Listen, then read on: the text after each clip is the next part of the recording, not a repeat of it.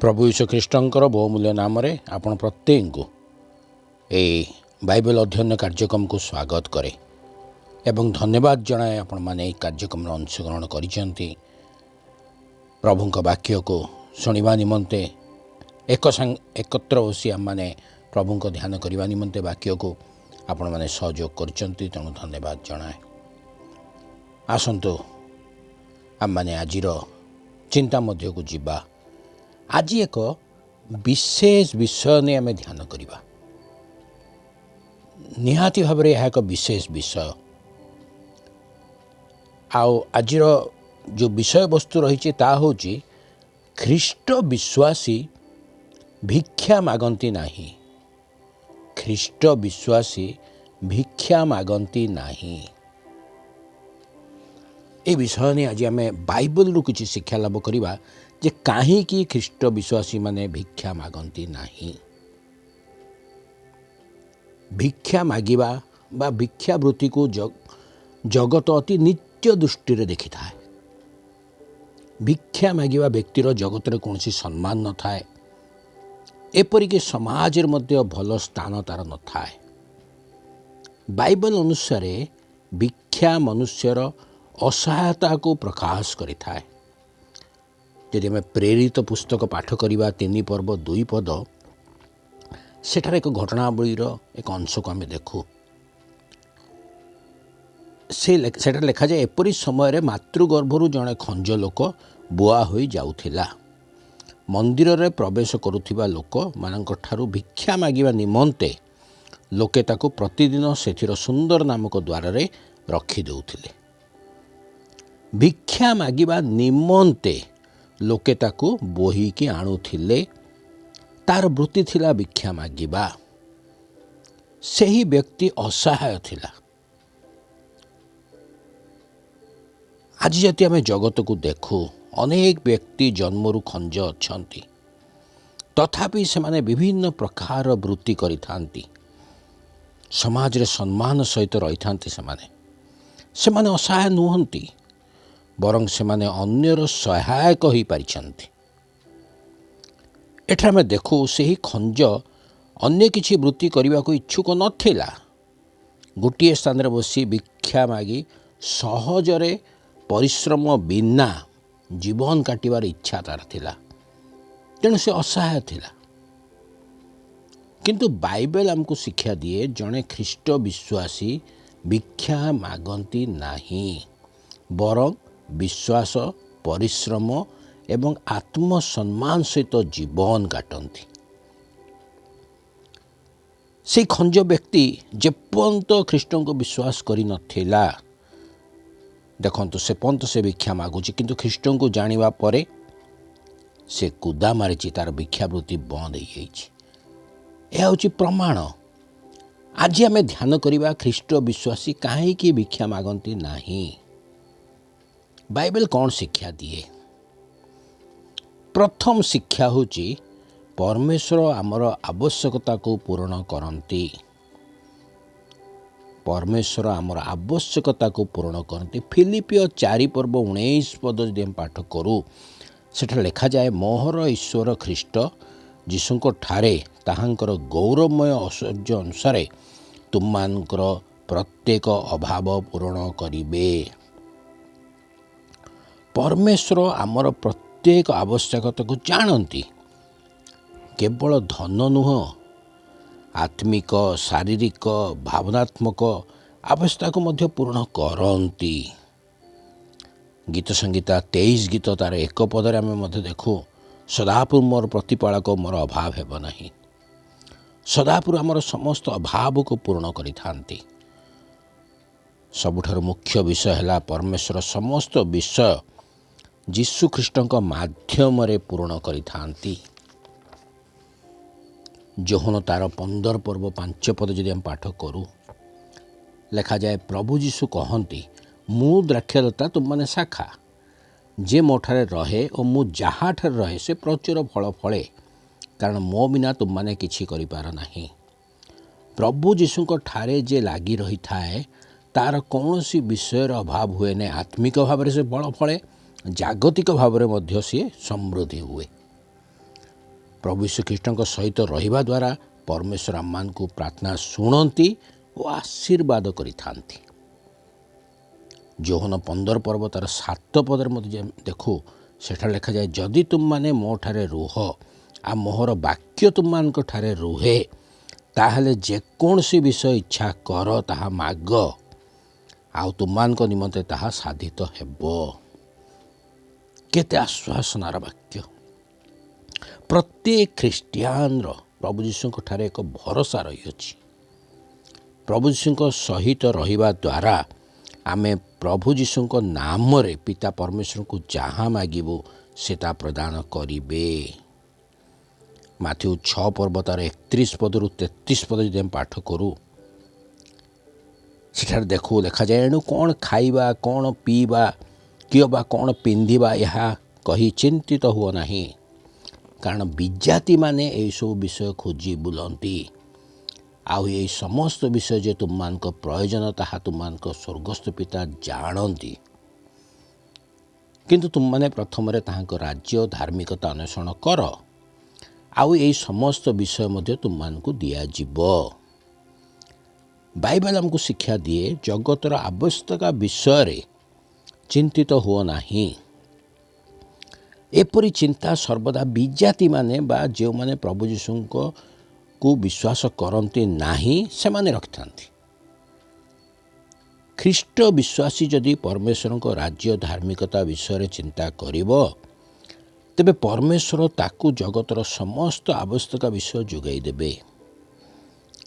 आममानकर परिस्थिति कठिन ही पारे, किंतु परमेश्वर विश्वस्त अटंती, से तांको समय रे जोगाई देबे। ख्रीष्ट विश्वासी कर्तव्य होची परमेश्वर को राज्य और धार्मिकता को अन्वेषण करिबा, जहाँ फल रे परमेश्वर उचित समय रे जोगाइबे एवं ख्रीष्ट विश्वासी को भिक्षा मागिबा को पड़िबो नाही। द्वितीय शिक्षाटी होची ख्रीष्ट विश्वासी परिश्रम करिबा शिक्षा करे। ख्रीष्ट विश्वासी परिश्रम करिबा शिक्षा करे। द्वितीय थेसलोनिके 3 पर्व 10 पद जदि हम पाठ करूँ सेठारे देखू लिखा जाए, कारण तुम मान सहित थिबा समय रे ही आम माने तुम मान को यह आज्ञा देलु, जे कई कार्य करने को इच्छा करे नाही से भोजन मध्य न करू।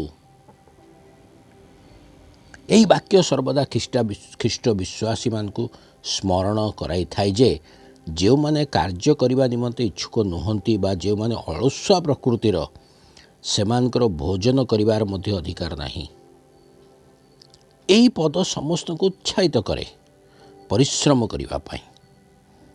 परिश्रम न करिवा व्यक्ति को अलसुआ कहा जाए एवं अलसुआ लोक मान निमंते प्रभु को वाक्य कुहे हितोपदेश 10 पर्व तार 4 पदरे, जो लोक शिथिल हस्तर कर्म करे से दरिद्र हुए, मात्र कर्मशील हस्त धनवान करे।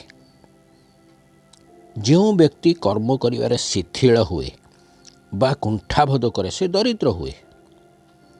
यही शिक्षा मध्य प्रत्येक ख्रीष्ट विश्वासी को कर्म करिवारे उत्साहित करिथाए।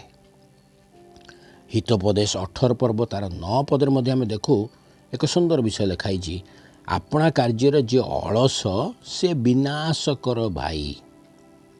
अलसुआ व्यक्ति विनाशकर भाई। विनाशक किए ना विनाशक हेउची शैतान।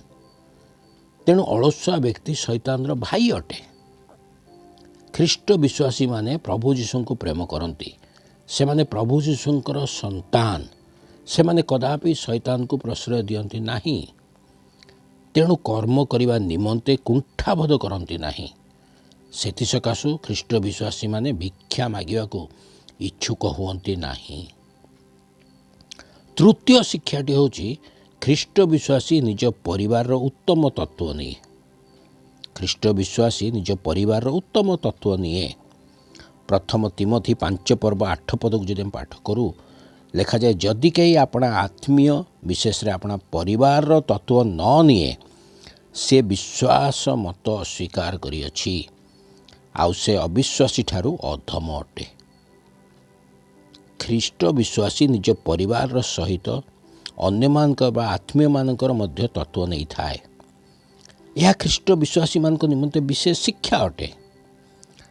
ଯଦି ଆମେ ପରିବାରର ତତ୍ତ୍ୱ ନ ନେଉ ତେବେ ଆମେ ପ୍ରଭୁ ଯୀଶୁ ଖ୍ରୀଷ୍ଟଙ୍କ ଯେଉଁ ବିଶ୍ୱାସ ମତ ରହିଅଛି ତାହାକୁ ଆମେ ଅସ୍ୱୀକାର କରୁଅଛୁ।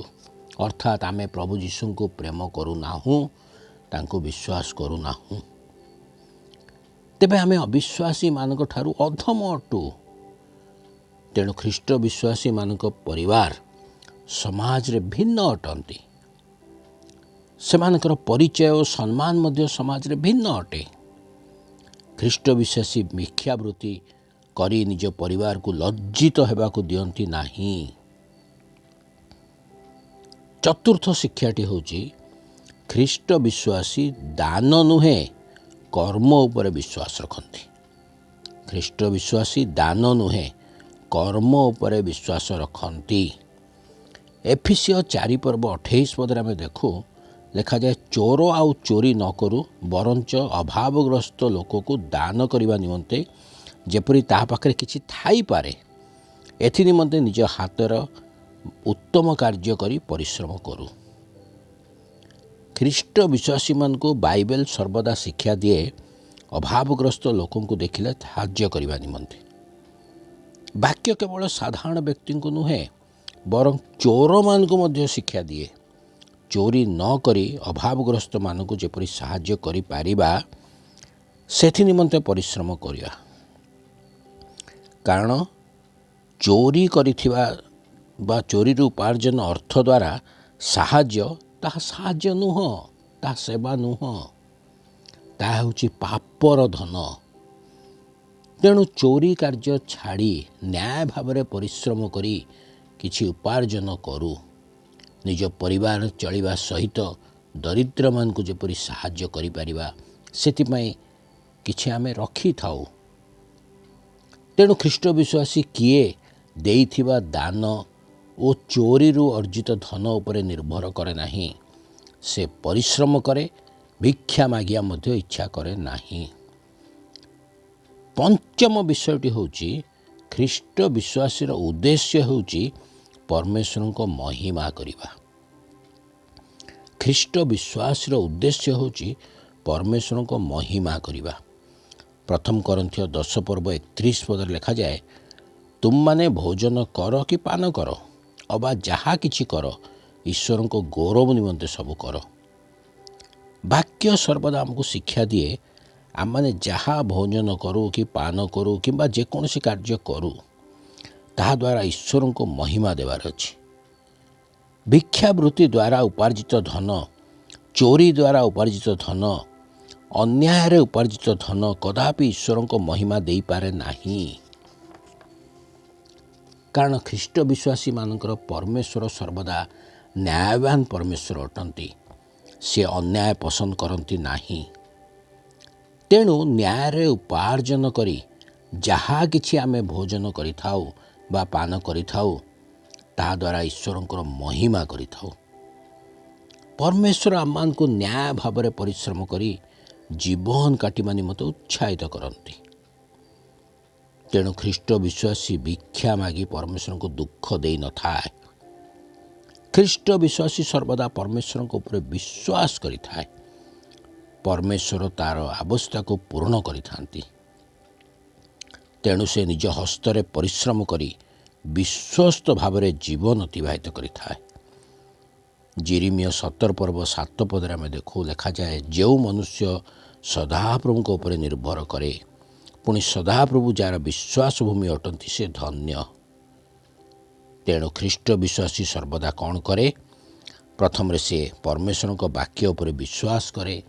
ଦ୍ୱିତୀୟରେ ହେଉଛି ପ୍ରାର୍ଥନା କରେ ଓ ପରମେଶ୍ୱରଙ୍କ ଉପରେ ଭରସା ରଖେ। ତୃତୀୟରେ ହେଉଛି ନ୍ୟାୟ ଓ ବିଶ୍ୱାସ ଭାବରେ ସେ ପରିଶ୍ରମ କରି ଉପାର୍ଜନ କରେ। ଚତୁର୍ଥ ବିଷୟ ହେଉଛି ଯାହା ରୋଜଗାର କରେ ସେଥିରୁ ମଧ୍ୟ ଅନ୍ୟକୁ ସାହାଯ୍ୟ କରିଥାଏ। ପଞ୍ଚମ ବିଷୟଟି ହେଉଛି ନିଜ ପରିବାରର ଉତ୍ତମ ଭାବରେ ତତ୍ତ୍ୱ ନିଏ। ଷଷ୍ଠ ବିଷୟଟି ହେଉଛି ଆତ୍ମସମ୍ମାନ ସହିତ ଜୀବନ କାଟିଥାଏ। ଖ୍ରୀଷ୍ଟ ବିଶ୍ୱାସୀ କଦାପି ଭିକ୍ଷା କରେ ନାହିଁ, କାରଣ ସେ ବିଶ୍ୱାସ କରେ, ପରିଶ୍ରମ କରେ ଓ ପରମେଶ୍ୱରଙ୍କ ଉପରେ ନିର୍ଭର କରେ। ପ୍ରଭୁ ଆମ ପ୍ରତ୍ୟେକଙ୍କୁ ଏହି ଶିକ୍ଷା ଉପରେ ଆଶୀର୍ବାଦ ପ୍ରଦାନ କରନ୍ତୁ, ଚାଳନା ମଧ୍ୟ ପ୍ରଦାନ କରନ୍ତୁ। ଆମେନ୍।